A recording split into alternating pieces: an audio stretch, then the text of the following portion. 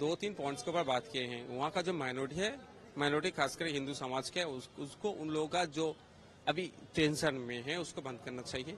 उन लोगों को सेफ्टी उधर वहाँ उनको प्रोटेक्शन देना चाहिए, यही बात बोले हैं।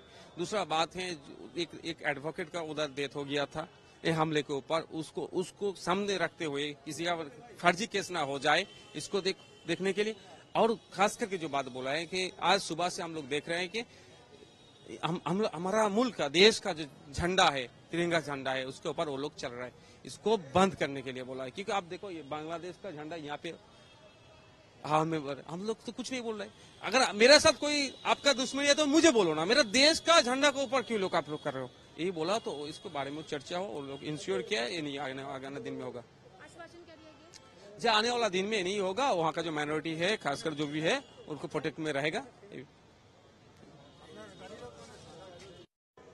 হ্যাঁ, যেভাবে দেশের জাতীয় পতাকাকে নষ্ট করা হচ্ছে, ভাইজান যে বিষয়গুলো বলেছেন আপনারা ভাইজানের মুখ থেকে শুনে নিন, শুনে আমাদের এই সভা এখানে শেষ করব।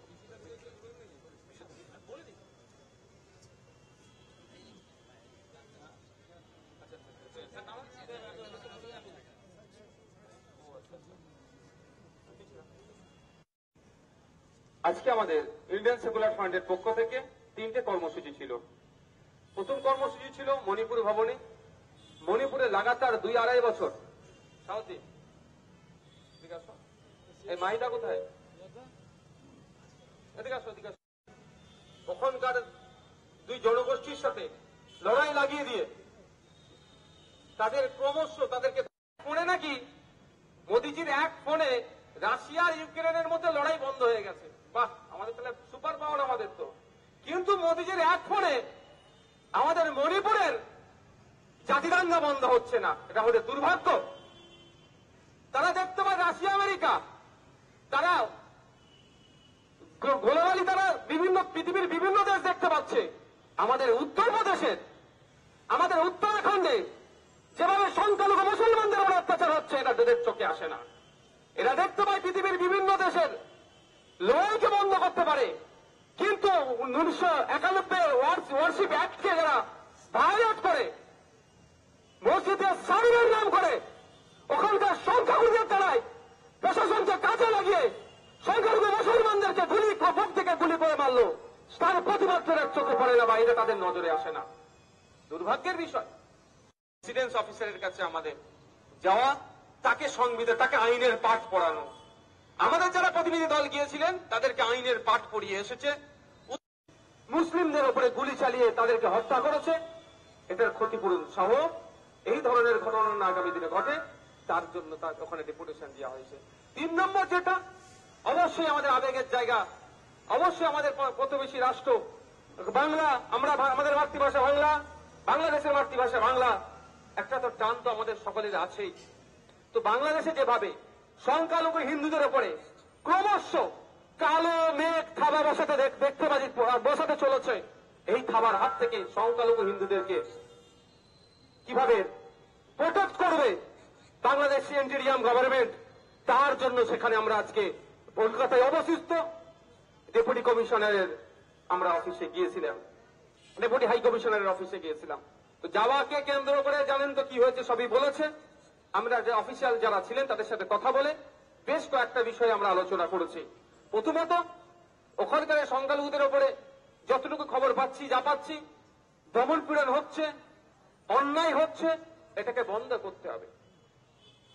ওখানকার সংখ্যালঘু হিন্দু সহ যারা আছেন তাদেরকে সার্বিক নিরাপত্তা দিয়ে, তাদের জানমালের, তাদেরকে সমস্ত রকমের প্রোটেকশন দিয়ে তারা যারা সংখ্যালঘু নাগরিক যাদের মাথা তুলে বাঁচতে পারে, তার দায়িত্ব সরকারকে নিতে হবে। আমরা দাবি করেছি যে এই চিন্ময় কৃষ্ণ দাস মহাশয়কে যখন কোর্টে প্রডিউস করা হয়েছিল, সেই সময় একটা অশান্তি থেকে একটা অ্যাডভোকেট, কি ইমানি না কি নাম আছে, আফরোজ না কি নাম আছে, মনে আসছে না এই মধ্যে, হ্যাঁ, সাইফুল আলিফ নামে এক অ্যাডভোকেটকে তাকে খুন করা হয়েছে। কে বা কারা খুন করেছে তাদেরকে চিহ্নিত করে সর্বোচ্চ শাস্তি দিতে হবে। এবং এটাও বলে এসেছি, কারণ আমরা এখানে ভুক্তভোগী, আমরা দেখেছি কিভাবে দমন পীড়ন চলে,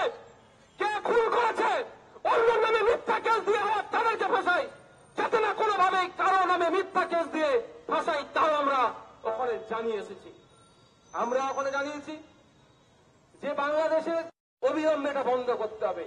এটা বলে এসেছি যা ভারতের মুখে আমাদের মাটিতে ওই দেশের পতাকা শান্তির সাথে উঠছে, আমরা কোনো ডিস্টার্ব করিনি। তা আমাদের পতাকার জন্য, এই পতাকার মানের জন্য, শানের জন্য ব্রিটিশদের পতাকাকে নামিয়ে আমাদের দেশের লাখো লাখো যুবক, ছাত্র যুব মিলে, মহিলা পুরুষ নির্বিশেষে জীবনকে উৎসর্গ করে এই পতাকার সম্মান বাড়িয়েছে, ব্রিটিশ পতাকাকে নামিয়ে আমাদের দেশের তিরঙ্গাকে তুলেছে। আমি বলে এসেছি ওখানকার দায়িত্বশীলদেরকে যে পারলে বাংলাদেশের ওই সমস্ত ছেলেগুলোকে আমাদের গান্ধী বুড়ির একটু ইতিহাসটা পড়ান, দেশের পতাকার প্রতি কিভাবে সম্মান প্রদর্শন করতে হয়, দেশের পতাকার মানের জন্য দিয়ে জীবন দিয়ে দিয়েছে, পতাকাকে কিন্তু মাটিতে ফেলতে দেয়নি, তার জীবনী পড়ার কথা বলে এসেছি। তো এটা যদি চলতে থাকে আমরা মেনে নেব না। কিন্তু সাথে সাথে যারা ছিলেন দায়িত্বশীলেরা, তিনারা বলেছেন, সর্বপ্রথম সত্যি বলছি আপনাদের কাছে, রিয়াকশন ওদের যেটা প্রথমে এসেছে সেটা হচ্ছে পতাকা নিয়ে। আমি বলেছি যে আমরা কোনোভাবেই বাংলাদেশের পতাকা অপমান হোক আমরা চাই না, কারণ বাংলাদেশের পতাকায় যে সমস্ত রং দেওয়া আছে ওখানকার মুক্তিযোদ্ধাদের স্মরণে, তাদের আত্মত্যাগ আত্মবলিদানের ফলে বাংলাদেশ যে 1971 সালে হানাদারদের হাত থেকে স্বাধীন হয়েছিল, সেই স্বাধীনতার ক্ষেত্রে যাদের অবদান ছিল তাদের স্মরণে সেটা তৈরি হয়েছে। এই পতাকাকে আমরা অপমান করতে পারি না কোনোভাবে, কিন্তু আমাদের পতাকা অপমান হবে চুপ করে আমরা বসে থাকতে পারি না। তিনি একটা দায়িত্ব নিয়েছে। আরো এই সমস্ত বিষয়ে কথা হয়েছে। আপনাদেরকে ইন্ডিয়ান সেকুলার ফ্রন্টের পক্ষ থেকে সংগ্রামী অভিনন্দন। আপনারা আজকে উপস্থিত করে প্রমাণ দেখিয়ে দিচ্ছেন, প্রমাণ করছেন যে কোনোভাবেই আমরা অন্যায়কে প্রশ্রয় দেব না। আমরা, আপনারা ভালো করে জানেন, ইউক্রেন কিন্তু সর্বসময়। আর পরিশেষে সাংবাদিক বন্ধুরা যারা এসেছেন, আমাদের এই মেসেজটা রাজ্যের বিভিন্ন দেশের বিভিন্ন মানুষের কাছে পৌঁছাচ্ছেন, তাদেরকে ধন্যবাদ জানাই। আপনাদের মধ্য দিয়ে আমি আর একটা মেসেজ, যদি আমার বাংলাদেশের ভাইয়েরা বোনেরা প্রতিবেশী দেশের মানুষরা দেখেন, তাদের কাছে একটা বার্তা দিতে চাই। বার্তা হচ্ছে এটাই, সংখ্যালঘু থেকে সংখ্যাগুরু, বার্তা হচ্ছে এটাই, দেশের সংবিধান বিচার ব্যবস্থার প্রতি প্রত্যেকে আপনারা বিশ্বাসটা সঠিকভাবে রাখুন। আর সংখ্যা গুরুদের জন্য আমার স্পেশাল মেসেজ এটাই যে সংখ্যা গুরুদেরকে দায়িত্ব তুলে নিতে হবে সংখ্যা লঘুদের নিরাপত্তার। এটা বলে, আর সর্বোপরি এখানে যারা দায়িত্বশীল অফিসার যারা আছেন, OC sir, AC sir, DC sir যারা ছিলেন, এবং আরো যে সমস্ত পুলিশ বন্ধু যারা আছেন, প্রত্যেককে ধন্যবাদ জানাবো। আপনারা আমাদের সাথে যথেষ্ট কোঅপারেট করেছেন, এবং এটাও বাংলাদেশ ডেপুটি হাই কমিশনারের যারা দায়িত্বশীল তাদেরও দেখা দরকার যে ইন্ডিয়ার পতাকা আপনাদের দেশে অপমানিত হচ্ছে, সেই ইন্ডিয়ার পুলিশই আপনাদেরকে প্রোটেক্ট করছে, এটা আপনাদের ভাবা দরকার। ধন্যবাদ প্রশাসন বন্ধুকে।